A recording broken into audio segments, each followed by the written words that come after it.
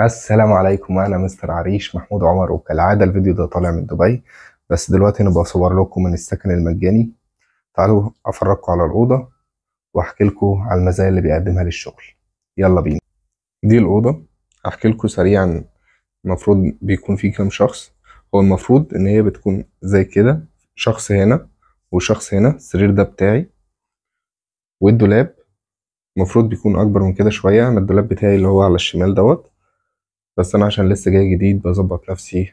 الراجل اللي معايا اخد الدولابين اللي في الاول، الضرفتين اللي في الاول والضرفه الاخيره بتاعتي، وقالوا لي هيجيبوا لي واحده كمان.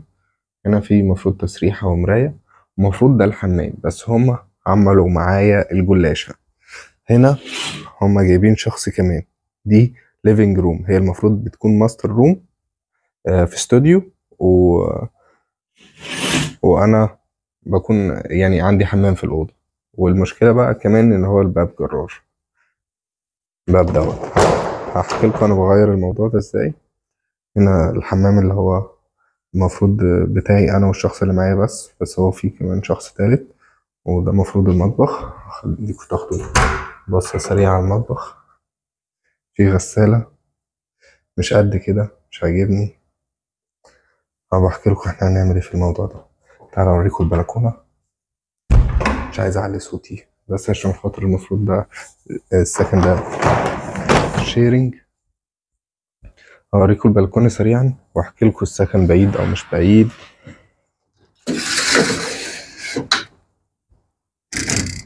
بلكونة كبيرة بس برضو مش مظبطة قد كده، مش نضيفة قوي يعني.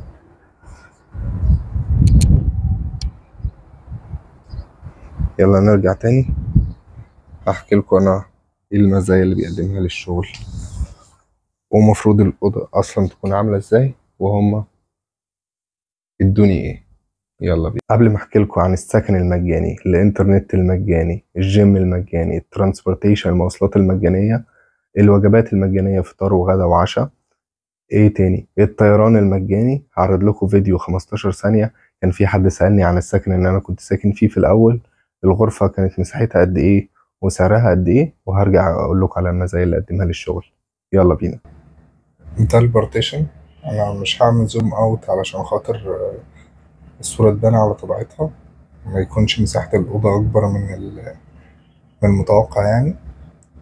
الأوضة بتكون كده: سرير، دولاب، تلاجة، هناك فيشة كهرباء. حبيب قلبي اللي من لبنان اللي سألني على البارتيشن أو الغرفة الصغيرة ديت ب 1300 درهم. وبالنسبة للتلاجة أو الميني بار الصغير ده مش موجودة في كل الغرف، يعني ممكن في البارتيشن، يعني ممكن تلاقيه في البارتيشن من جوه وممكن تلاقيه في المطبخ.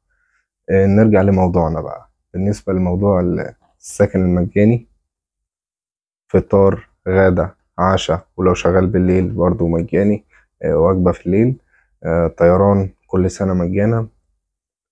بالنسبة للمواصلات برضو مجانا، جيم مجانا، وفي أماكن تانية بيبقى فيها حمام سباحة مجاني.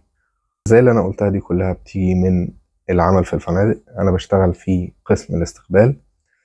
بالنسبة للفندق اللي أنا فيه بيديني 6 أيام أجازة في الشهر. في فنادق تانية بتدي 4 أيام أجازة في الشهر، يعني يوم في الأسبوع. ودي ميزة من المميزات الكويسة في الفندق اللي أنا فيه.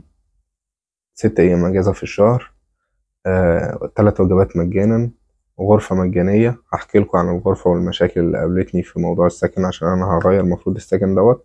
هو ممكن يكون بالنسبة لحد كويس، بس بالنسبة لي أنا مش كويس. مفروض يدوني حاجة أحسن من كده بالنسبة للقسم بتاعي.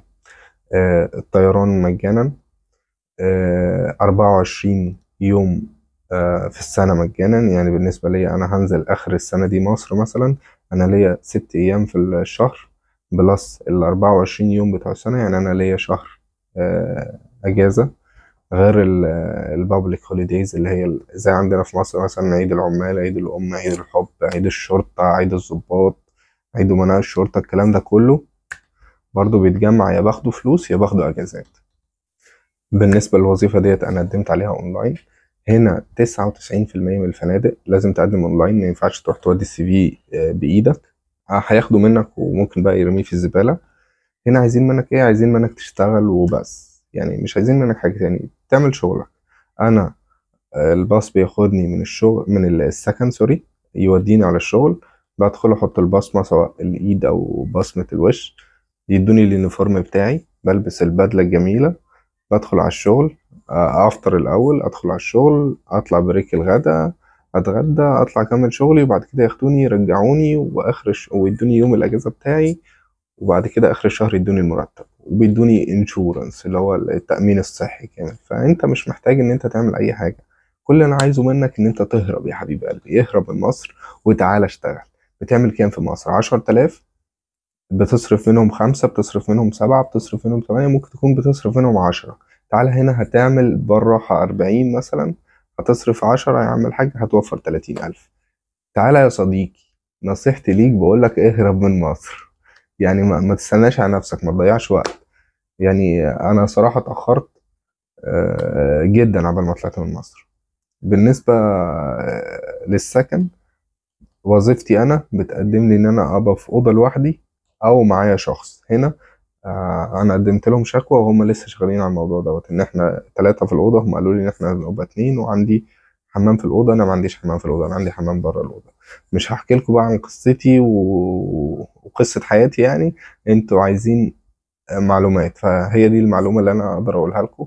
إن هنا وظائف في الفنادق بتديك سكن مجاني، أكل مجاني، طيران مجاني كل سنة، 24 يوم أجازة في الشهر، 4 أيام في الأسبوع، جيم، إنترنت. بالنسبة للإنترنت في الفندق مجانا تماما، وفي السكن فنادق كتيرة بيبقى الإنترنت مجانا، بس بالنسبة لي أنا في السكن الإنترنت مجاني. في الانترنس، في المدخل بتاع المبنى، في أوضة كده زي ليفينج روم أو دينينج روم، بتقعد فيها إنترنت مجاني. بس الإنترنت في الأوضة مش مجاني، بدفع 35 درهم في الشهر، وبيشتركوا لي في الإنترنت. عندي راوتر بس أنا مش مشترك عشان أنا عندي باقة على التليفون.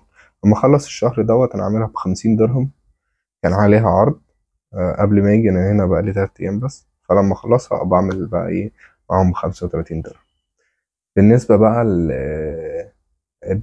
ازاي تلاقي وظيفة بالتحديد، دي هشرحها في فيديو تاني.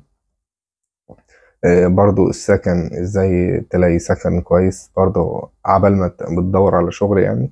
بالنسبة للأوضة اللي أنا كنت قاعد فيها اللي صورتها لكم، البارتيشن ده ب1300 درهم، دول كتير جدا على فكرة. أنا جيت هنا ب100,000، لا تعالى أنت ب50,000، هتصرف طيران 15، و35 دول هيقضوك سكن، وهيقضوك أكل وشرب. بس أنت مش هتسكن لوحدك، هتسكن في شيرنج. وأشرح لكم الكلام ده في فيديو تاني إن شاء الله، مش هطول عليكم. بس عايز أقول لكم السلوجان بتاعنا، الشعار بتاعنا، العريش تسلم وتعيش. أشوفكم الفيديو الجاي. شيسليفا، مع السلامة. Please hit the subscribe and like buttons, because that motivate me. Thank you very much indeed.